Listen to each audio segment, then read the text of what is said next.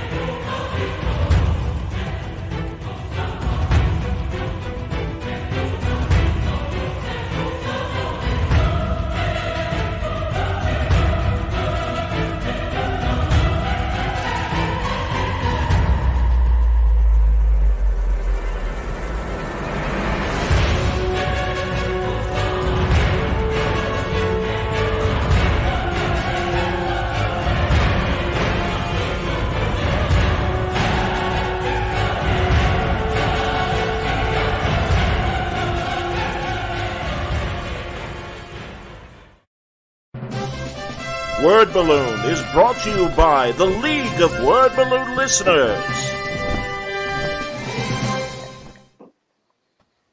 Welcome back, everybody. It's time again for Word Balloon, the comic book conversation show. John Suntress here. Always happy this guy can make time in his busy schedule to spare a few minutes with us. It's Brad Meltzer. Welcome back, Brad. I don't hear him. Hey there, buddy. Can you hear me? Maybe he can't. Yep, I can hear you. Oh, there you go. Now I can hear you. Okay. Couldn't hear you for a second, but now we can. Welcome back. Good to see you. Good to hear you. I love hearing you, man. This is a treat because unlike we usually wind up, I don't know if anyone even knows, but we usually wind up talking before the book comes out.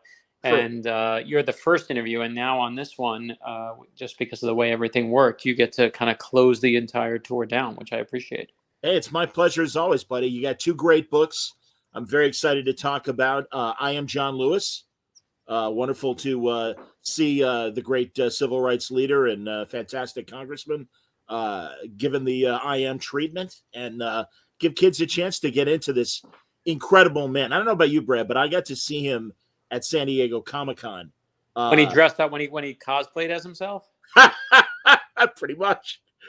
I'm serious. You saw what he did that. I mean, he's been there. Oh, I'm not joking. No. So you got to look it up. Put in John Lewis cosplay at Comic-Con. And famously on Bloody Sunday, when he walked and did the march from, to Selma, like this is the big march, he was wearing a beige trench coat. It looks like a trench coat and a backpack. And that's the famous photograph. You'll see it everywhere. If you put John Lewis marching to Selma, you'll see this famous photograph of him in this outfit. So when he goes to Comic-Con one year, and I'm going to give full credit to Andrew Aiden and Nate Powell, who are my brothers, and they're the reason this book came out the way it came out. They are the authors and artists of March, of the graphic novel that they wrote with and did with John Lewis. Dear friends of Chris Eliopoulos and myself. But John Lewis shows up to Comic-Con and he's wearing the outfit from when he was like 20 years old. And he's cosplaying as himself. It's incredible. Friggin' amazing. It's because it's an iconic photograph. It's like, it's like Amelia Earhart showing up in the goggles or Abe Lincoln wearing the hat again, and you're just like, but you never see any living person, that's that famous go to Comic-Con as them. The whole thing was spectacular. So I think for that alone, you earn an I Am book, but it really was one of the great moments. And I also got to meet him here in Miami. And I'm not sure if people know, but he was one of the early proponents of the Ordinary People Change the World kids book series. So he told me during an interview that he really liked our I Am Rosa Parks book. And when we were doing I Am Martin Luther King Jr., I always try and find the expert in whoever we're working on. Like when we do Dolly Parton, we go to Dolly Parton. When you go to Jane Goodall, you go to Jane Goodall. But it's hard to go to Dr. King or George Washington or Abraham Lincoln. So you got to find that person who's the expert. And I was like, I could ask John Lewis. He marched with him. He was there with him. He was there at the March on Washington with him. Yeah. And thanks to Andrew and to Nate, they connected us. And John Lewis was, if you look in the back of I Am Martin Luther King Jr., he's the advisor on the book that we thank in the back. So my only regret is I never got to tell him we were doing a book about him. That's wonderful, man. No, when I saw him, it was, he was dressed like Congressman Lewis. He's walking around. And it was so great because I knew his backstory, that he appreciated comic books. And it's great that Aiden and Nate were able to get him to agree to do the graphic novel series as they did. But that was the great thing. It was really, he was warm, and we all were just so thrilled to see him. But also at the same time, we gave him space because it's like, oh my God, this is, like you said, this is like Amelia Earhart suddenly being there. There were so few historic people. I mean, sure, you get Angelina Jolie or whoever hawking their new movie or TV show, but it's like, oh my God, it's John Lewis. This is incredible. Oh no, but that's the thing is, and any of us who love comics, the moment someone says, "Oh, I've read comics my whole life," we're immediately judgmental, right? We're like, bullshit. We know you're trying to sell us something. And so years ago, I was working on a thriller, and I was with Patrick Leahy, Senator Patrick Leahy. Yes. Chief of staff, and he had me shadow him around for days. Like, why don't you come to the office and you'll shadow me around, because I was writing a book and I wanted to see what it was like in Congress. And where I'm shadowing for it's like half the day, and we finally get to the senator's office, and I can see that and he's the senator from Vermont. So being a senator is a big deal. It's not like Congress, like being a representative. There's only 100. This is it. You get 2 from every state. There's 50 from 50 states. You get 100 people. That's it. So this is a big job, right? Big deal. And on the wall in his office is a picture of Batman. And my immediate thought, John, is this is some kind of BS that he put up to make people be like, oh, he likes Batman, and that's kind of be cool. And just to be clear, this isn't when comics were popular. This is about 20 years ago. Sure. And so this is not like in the heyday of where we are now, where everyone's wearing a Batman t-shirt from the Gap and Target. And so seeing a Batman thing up, you were like, I was like, oh, he's I said, oh, who likes comics here? And Chief of Staff says, oh, Senator Leahy does. And I'm like, no. And he sees my face. I'm like, no, he doesn't. So as I'm in the office, Senator Leahy calls the congressman. And I had just been announced to be the writer of Green Arrow. They had just announced it. So I'm in the office with the Chief of Staff. Senator Leahy calls up, and the Chief of Staff says to him, I'm here with Brad Meltzer. He's the thriller writer, but he's actually going to be writing Green Arrow. And he says, and all of a sudden I say, he says, and then he takes the phone and he hands the phone to me. He says, the senator would like to speak to you. So I'm like, oh crap, what do I do now? Am I in trouble? And like, and I pick up the phone. I say, hello, Senator. And Patrick Leahy says to me, you're doing Green Arrow, huh? And I go, yes, sir. And he says, with the arm or without the arm? Awesome. And I literally go, and I'm just dead silent. And obviously, of course, it's a Dark Knight reference, from Frank Miller's masterpiece. And I'm so stunned that after 5 seconds of silence, Leahy says to me, you didn't think I knew what I was talking about, did you? And I'm like, I didn't. I was honest. I'm like, I didn't think you knew it. I thought you were just like faking it. And he totally knows his stuff. And of course, everyone knows he's got lots of cameos in the Batman movies, but it's not because he just like thinks it's cool to be in Batman, which of course it is. But he is a serious reader. So if you look at the Archer's Quest, when we first did it, the introduction is written by Senator Patrick Leahy. So the point is when you find those people, when it's John Lewis, whether it's Patrick Leahy, like, you find your people and you're like, these are the people who like understand stuff, how we like stuff. 100%, man. And again, it only, in these IM books, in the case of John Lewis, it only makes them more relatable to their kid audience. But again, you always find these wonderful little factoids about these people and what makes them relatable to kids, and also the accomplishments. You forget sometimes the incredible things he did as a congressman and as an advocate to illustrate, the Black experience and the history of Black people in America. It's amazing. Yeah, and for this one of my favorite story in there is, John Lewis, when he's a little kid, his parents always told him, like, don't get in trouble. Like, just don't make a big, scene, lay low, just lay low. Yeah. And his grandmother was built very differently. So when he's a little boy, the rule was if you were Black and you were walking down the street and there was a white person walking at you on the same block, you were expected as a Black person to cross the street and make way for that white person who was walking. And his grandmother just was not built that way. She just was. And so everyone else would go out of the way, but she would always respectfully would just be like, excuse me, pardon me, I'm just going to be walking here. Thank you very much. And John Lewis, as a little boy, saw that. And he saw the lessons of Rosa Parks and he saw the lessons of Dr. King. And, those are the people who taught him to get into what he called good trouble, necessary trouble. When you see injustice, you got to use your voice. And of course, many of us know the story. He does make sure to always protest in a nonviolent way. He used to go to training and people would spit at him and curse at him and throw stuff at him and kick him and fight him and punch him. And the one question that John Lewis said he was asked more than any other question was, how do you keep your calm? How do you keep your calm when everyone's just doing these horrible things to you? Yeah. And his answer was his faith. But he defined faith as believing in something so deeply that you will make a way out of no way. And man, I love that idea, making a way out of no way. And so, I love the fact when to me, that's a lesson I want for my daughter. That's a lesson I want for my sons. Like, I think when you see that level of injustice, especially now, you got to use your voice, you got to speak up, and you got to get in good trouble. So that's obviously what I Am John Lewis as a book is all about. Those kind of parts that we can relate. We don't get into like his politics or what he voted for now, but like it's about those things, those lessons you want for your own kids and your nieces and your nephews. Well, and protesting what's wrong and trying to make it right. And I love the section as well. And you do it very succinctly. You talk about Jim Lawson, the guy who taught the workshop on civil disobedience. And I think you point that out very well and very clearly. No, listen, it's not just you.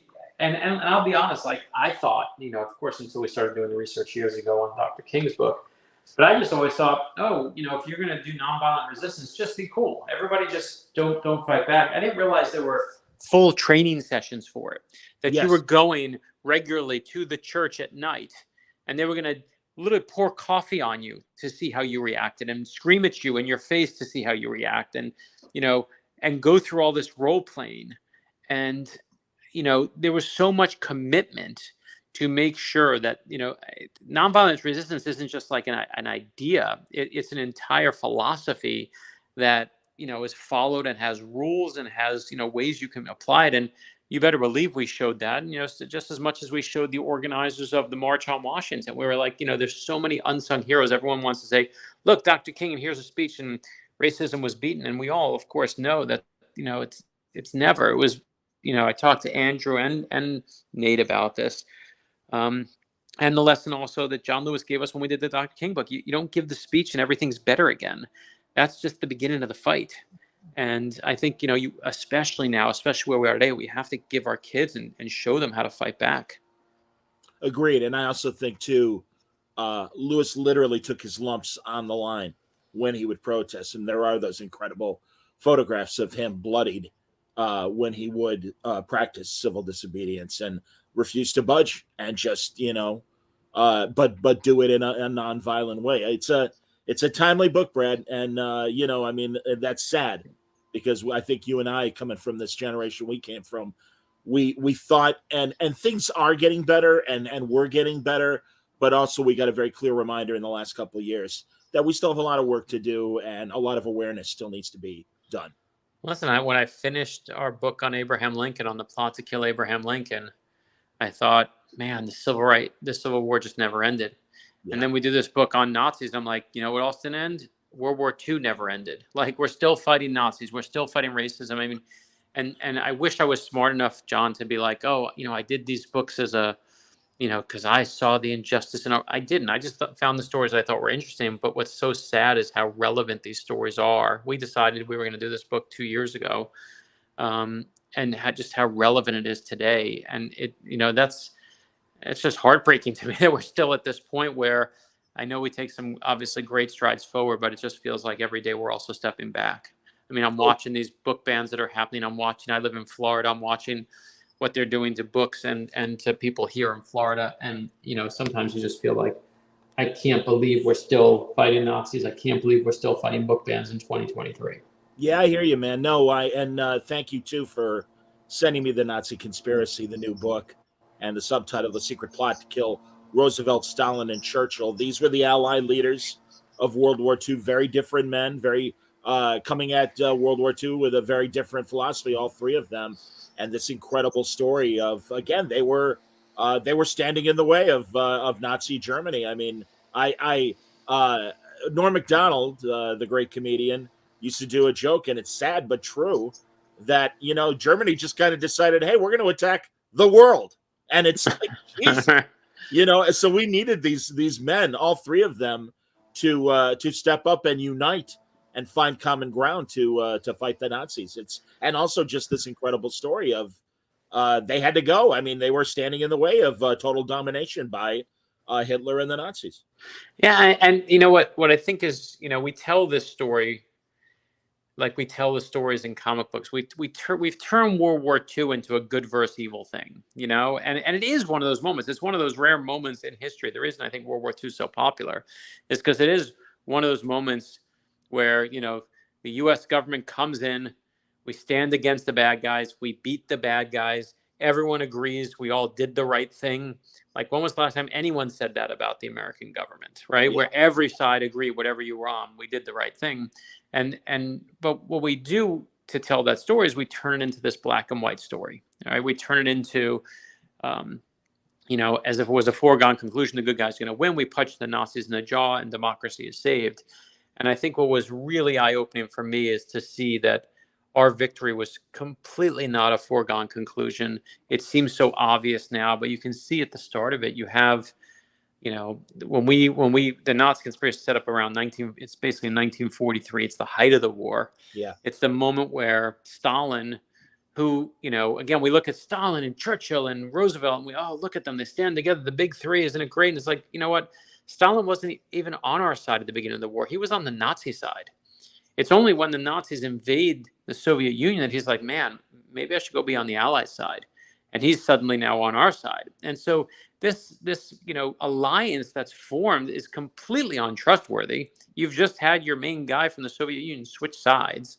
And Stalin wants us to invade continental Europe. He's getting decimated by the Nazis. We're sending munitions, but he's like, you got to come out and help me. And it's FDR who, is like, we got to get everyone together, look each other in the eye, decide on troop movements, decide on morale, decide on supplies, basically organize what becomes the invasion of Normandy. And it's one of the only times in world history where truly millions of lives are at stake. And this is the moment where, you see how precarious that alliance between the big three actually is. It's an amazing story. And also, again, I think my favorite history teachers, when they would talk about history, it really was storytelling time. And they just knew how to, make history personal and really get into personal stories. And you're right; these incredible men with these very different goals had to work together. And yes, Churchill and Roosevelt obviously came to an understanding much earlier. And thankfully, Roosevelt was the right man at the right time. There was that isolationist movement in America, as we know, you and I being, history fans, that could have kept us out of the war completely. God, great Americans like Charles Lindbergh didn't want us to get involved in World War II. Yeah, no, complete racist like Charles Lindbergh. I mean, right? Yes, I he mean, did. I Yes, mean, that's the sad thing. right? I mean, that's the thing is you have like we look at him, we say, oh, again, we punch those Nazis. Like we didn't want to punch any Nazis. No one in America wanted to go fight Nazis. What we wanted to do is completely be isolationist. We had just World War I had decimated the United States. Yes. Lost so many thousands of young men. The last thing anyone in America wanted was to lose more kids. And so, and then of course the Great Depression happens. FDR is elected to save the country from ruin. And then the only reason we get involved at all, and again, everyone knows this part, is because Pearl Harbor. But even Pearl Harbor, we don't want to fight Nazis. We're just going to go fight Japan. Yep. We declare war against Japan. The only reason we're fighting Nazis is because Adolf Hitler, in one of his many miscalculations during World War II, decides to declare war on us. He miscalculates and thinks he can beat the Soviets. He's like, the Soviets will give up. They won't fight very hard. And of course, it's a huge miscalculation for him. And one of his other great miscalculations is he says, you know what? Weak people do not wait to have war declared on them. Strong nations declare war on others. And he's such a macho ass that he's like, we're going to declare war on the United States. And his own advisors are like, sir, don't do it. And it's Winston Churchill who remembers this quote that he once heard about the United States.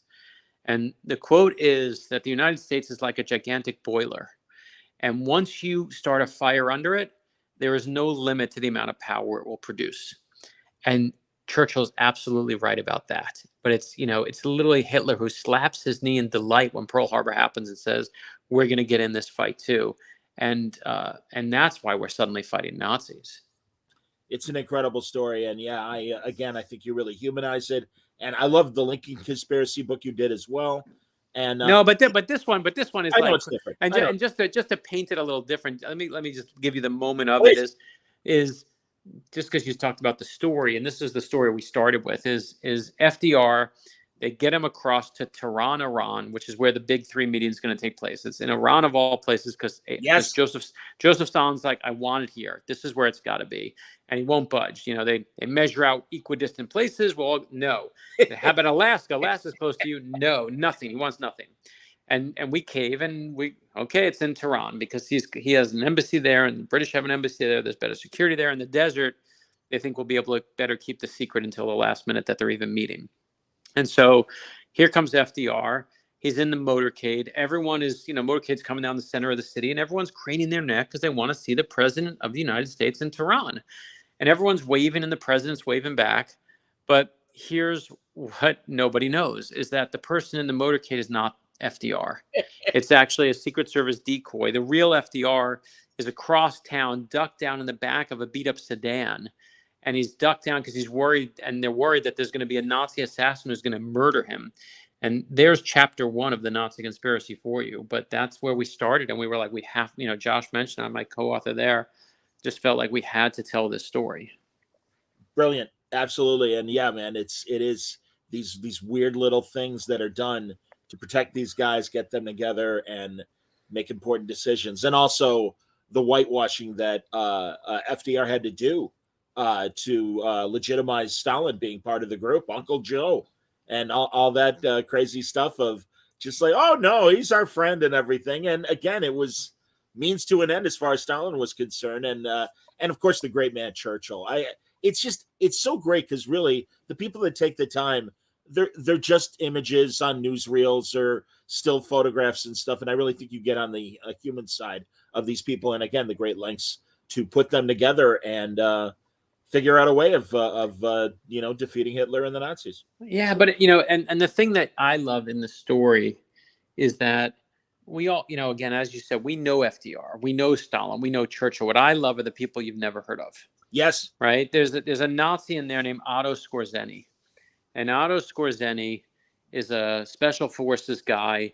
He's a guy who gets the call one day that he needs to report to Adolf Hitler's secret headquarters, which they used to call the Wolf's Lair.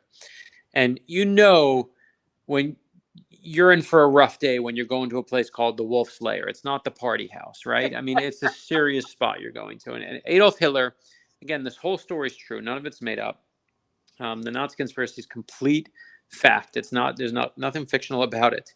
And what he finds out is that Adolf Hitler is bringing together all of his top special ops guys because he wants to find who the best one is. And he lines them up in this big room, shoulder to shoulder, and then he quizzes them with one question. He says, "What do you think of Italy?" And of course, all of them start kissing the butt of the boss, saying, "Oh, Italy's on our side, and we're going to fight to the death with them, and we're going to stand strong with them there."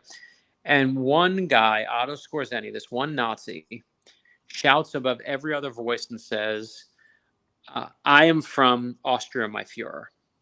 And he's gambling there because he knows Adolf Hitler, of course, is from Austria. Yes. But he also knows that a true Austrian forever resents Italy because back in World War I, Italy took a key piece of Austria and never returned it. And in that moment, Adolf Hitler turns to Otto Skorzeny and he's like, "You're my guy. You're my guy." And he sends Otto Skorzeny on a secret mission. I won't ruin it because you got to read that part of the book and it's so bananas, but it's such a crazy moment that Josh mentioned, my co-author, said to the editor of the book, "We need to put a photograph of this mission in the book because if we don't, people will not believe that this really happened. They'll think we made it up." And so we literally paid extra money to put a photo in the book. And, when you get to that page, you're just going to be like, I cannot believe this really happened and I don't know this story. And it's just, you'll see why Otto Skorzeny's nickname suddenly becomes the most dangerous man in Europe. It's the wildest Nazi story you've never heard in your life. Now, that leads me to a behind-the-scenes question, and that is because I know, for instance, in movies, using music, using photographs and stuff has become very expensive. I mean, like Getty Images, I know if people Google search certain pop culture or historic photos, you might see Getty as one of the licensors of photographs and stuff. Is it expensive, Brad, to include photographs? I mean, how much does fair use? No, you'll see. You very quickly learn. I mean, yes, Corbis and Getty and the big ones are expensive. So we had, the Otto Score, actually, it's funny, Otto Skorzeny has a couple portraits that were done of him. We wanted to also show him in the book. And like, one of them is like a head-on shot, and one of them is like a three-quarter shot. And both of them, he just looks like the central casting of like bad guy Nazi. Sure. And, with that one, we were like, just whatever. We'll go with the cheap photo because it doesn't matter. He looks like a jerk in any of them. He's horrible. Like it doesn't matter. But on the day of the mission, the secret mission that I'm telling you about, it was actually I believe the most we paid for any photo because there was one shot where he's at the center and the other part of the secret mission is at the center. And we're like, that's the best shot. And there's no question we're not going to cheap out there. We're going to give you the best shot. I mean, and we even had to work with Marvel because it was very important to me when we were doing this book. We were talking about how Americans were reacting to the start of World War II. Yes. And it was really, no one wanted to go fight Hitler, but who wanted to fight Hitler? Jack Kirby did, and Stan Lee did, and you can watch, and Joe Simon did, and Siegel and Schuster did, and you see Joe Simon on the cover of Captain America #1, punching Hitler in the jaw. And I was like, we need to put Captain America #1 in that book. And we all know the Kirby stories of him hating Nazis, like those in, the biography about him. They're really fun to read. But man, Joe Simon stuff was so good. And that was one of the first places you saw people fighting back. And it was the first place, you'd see Superman fighting Nazis. Yes. And I was like, we got to put that in the book. So we wound up talking, I forget it was to Marvel or who we had to talk to, but we literally paid or got the rights to put Captain America #1 in the Nazi conspiracy, like, because I just was determined that we had to put it in there. That's great. You mentioned Siegel and Schuster too.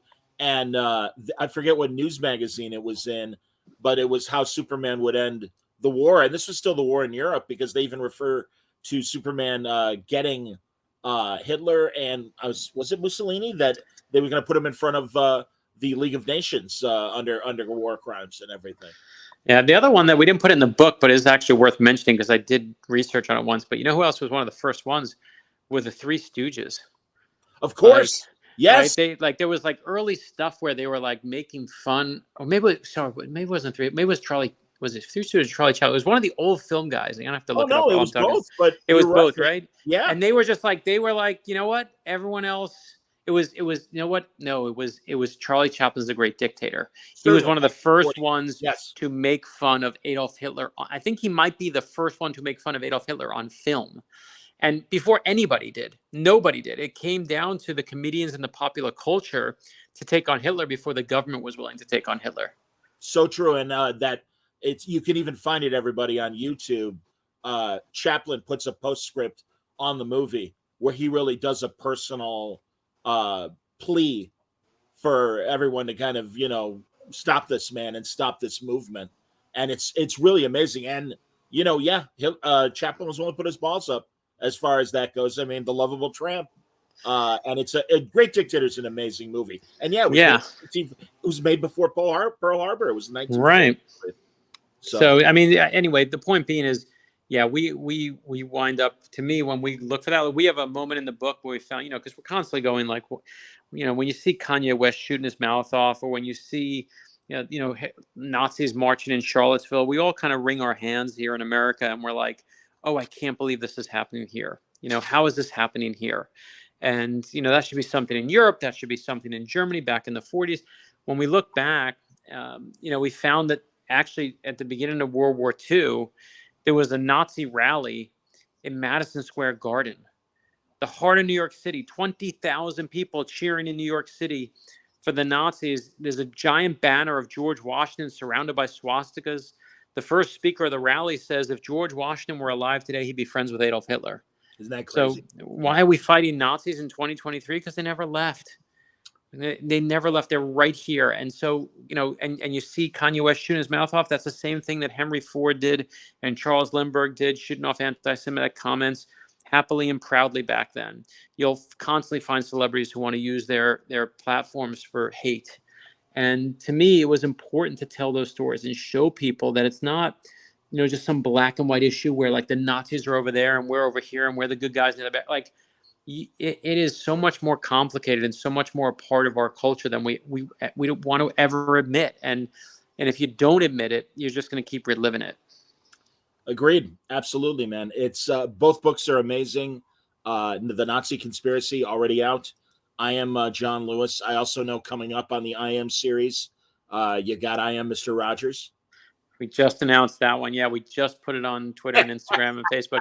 So, by the way, if you came to the book events, the book signings that I was doing, I told anyone who came to the book events, not only what Mr. Rogers, but who's coming after that. And I just said, I swore we had like a blood oath there. I said, I'm going to tell you who it is, who's coming next, but you can't tell anyone. So the next one is Temple Grandin, comes out in March, our first autistic hero.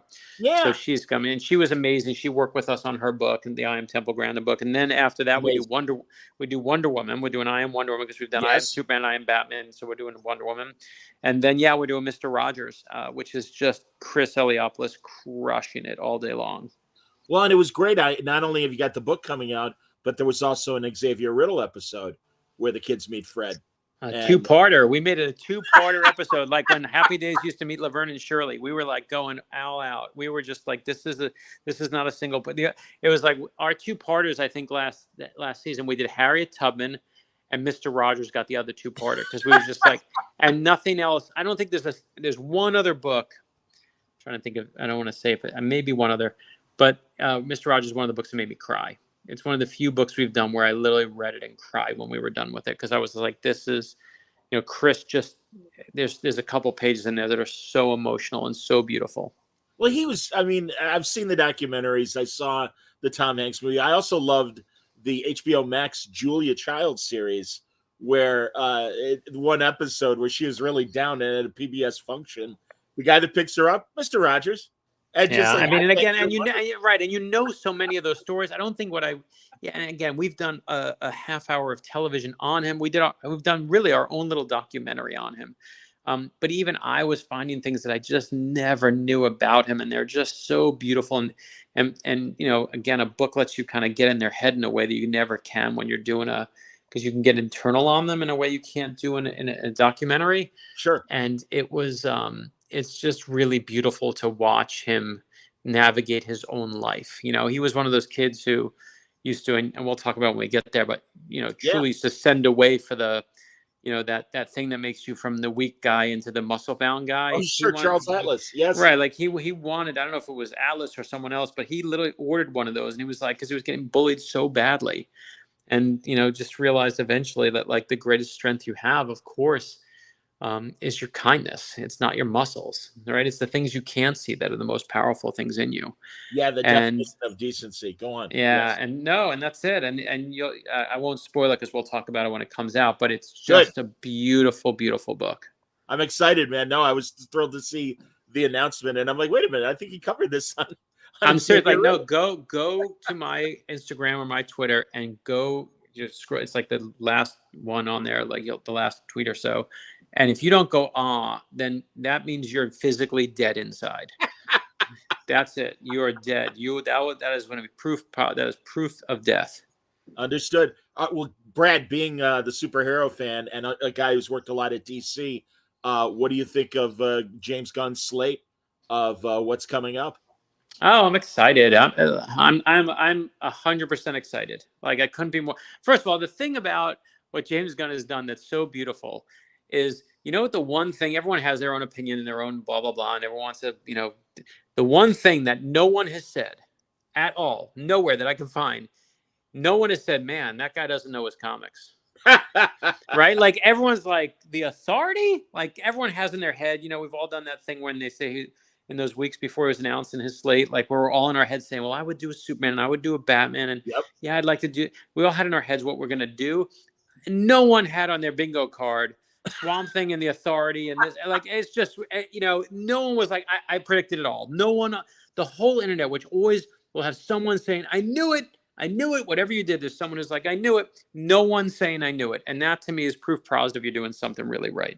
Agreed. And also, this is the guy that I remember talking to Bendis and Joe Quesada, and it's like, so what's coming up? Guardians of the Galaxy. And I'm like, why? And like, right. Like, we know what we're doing, and we got the right guy, and it's going to be amazing. And that's why Creature Commandos and the Authority, it's like, of course, it's James Gunn. God, the putting Judo Master and Vigilante in the Peacekeeper TV series. Right. It's like, this is the guy. This is the right. No, right. I mean, again, like the fact that he did Judo Master, right? Like that alone just tells, and again, it goes back to, Rocket and Groot. Like, I remember taking my kids, every time I would take my kids to see a Marvel movie. Now I've obviously been doing it for the past decade, like everyone else. Sure. My kids have kind of grown up and they know to ask me, okay, Dad, give us the backstory before we go in on who everybody is. So, okay, here's Captain America, here's Iron Man, here's Thor, here's Black Widow. Oh, here's Rhodey, you pick whoever you want. I got them all. And I remember they did Guardians of the Galaxy. I'm like, I have them all. I got the guy who looks like a prism, even those issues. I got them all. But I don't even know what to tell you, man. I can't believe he's doing this, so I hope it's good. And obviously it was one of the best ones that they did, full of character, full of heart. And so to me, I'm ready. I'm following. I can't wait. I'm so with you, man. And then also, God, ripped from today's headlines, I really wanted to know, because you're a guy, Brad, forgive me, because I know I ask you every time, or almost every time you're on, you were part of that group of authors that were put together by the intelligence community to see if you could think of scenarios where people might attack the United States. What was the name of that group you were with? The Red Cell program. They called me, and the Department of Homeland Security asked me to come in and brainstorm different ways terrorists could attack us. So I did it for a couple of years with them, which was, again, one of the most ridiculous moments of my life. And amazing. But now here we are. They just shot down the Chinese balloon. I didn't hear the nickname until Sunday. Did you hear the great nickname that some newspapers gave the balloon? Well, I thought it was. You talking about? I heard the one for the balloon shooter, for the guy who shot it down, but maybe I don't know which one you're talking about. Well, of course, Red China with a balloon over the country. Red Zeppelin. Red Zeppelin, fantastic. Whatever headline writer came up with that one earned their meal that day. So, Jesus, I mean, this is the weirdest thing. As everyone points out on every news show, we've got spy satellites. There are human assets that are just walking through America collecting data. That's just the way intelligence works. And then there's this balloon, and also the one in Latin America, just little drifting around and everything. It's like, wow, it's fascinating. I don't mean to trivialize it, but really the intelligence fiction nerd in me is like, oh my God, this is an amazing story. I wonder if you're like, oh wow, that it might, inspire some new fiction ideas for you. I mean, I can't compete with reality because it's too bananas, right? Like I can't make it up. But I think it is interesting, right? Like we have undercover people who, and I wrote this in a book. There's an undercover organization that we have that infiltrates our colleges because they know that there are spies put into our own colleges to work their way through Silicon Valley, through the business system. I wrote about in The Escape Artist. It's like a key part of the plot, and you'll see in the book. It's like it's this really, and it's a really, really like dark way to look at the world, right? Is to like our youngest and our best and brightest are like being infiltrated, and that you have to because that's where they're recruiting from. That's exactly where they're going to. And but none of us bat an eye on that. But man, a balloon, and we're like, we lose our crap, man. We are, and also, I think it's one of those few things that you can like visualize, and it feels so personal. It's like, those undercover organizations that I'm not going to see them. I'm not going to know they're there.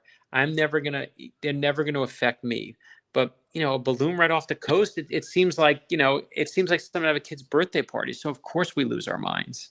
I wonder if this is how kids reacted back in the 50s when we learned about Sputnik. No, I think in the 50s, the difference was there was a real fear, right? That's like true. They're literally like, oh, they're gonna beat us and we're gonna lose the Cold War. We're kind of like, we're just pissed at each other, like arguing over who shot it down first. Like we're just using this whole thing as another excuse to fight. And again, not to turn it back to the Nazi conspiracy, but the one thing I've realized, like I've crossed the country now for 2 weeks, talking to like, I'm going from Tulsa, Oklahoma, right? Like these very conservative parts of the country, to New York City, right? These super liberal parts of the country. And the one thing that I see, and I took this book on, MSNBC and Fox News, like, right? Like the two polar opposites of where we are. And the one thing that I've realized when I, watching all of this is, and I'll just say it this way: Hitler used to, there's a recipe for authoritarianism, and what Adolf Hitler used to do, he saw these native-born white Germans who were suffering economically, and he was like, you know what? Those people, he points his finger, Adolf Hitler does. Those people are the cause of your problems. And when someone says those words so definitively, when it's proven, like when you ask psychologists, when someone says something definitively to you, you actually very quickly automatically get defensive because you assume it to be true. So when he says those people, right, I'm like, oh my gosh, who are those people? Like, I'm mad at those people. They're the cause of my problems. I hate those people. And we see it, of course, he's talking about the Jewish people in World War II, but we've seen it in those people being the Black community, the immigrant community, the gay community, pick your minority community. And the one thing I hope people hear, and we're doing it right now again, is that's a sucker bet when you hear those words, those people. It's a code. It's a code to make you mad. And the reason why politicians, I don't care what your politics are, the reason politicians want you mad is angry people vote. And the reason your cable television show wants you mad is because angry people watch TV. They're good for ratings. So don't be a sucker and just take place in the fight. Like, look at it as best you can. Find your information from a place that isn't designed to enrage you for their own benefit. Find politicians who aren't there to enrage you for your own benefit, for their own benefit. And to me, that's the lesson of World War II to me, is like, the American dream is not about money to me. It's about seeing someone who's being bullied and seeing someone who's being picked on and saying, you know what, you can't do that. Enough. I'm with you, man. No, and critical thinking is more important than ever. And we kind of grew up in that Watergate era of don't trust the man. And the man is not just one monolithic thing.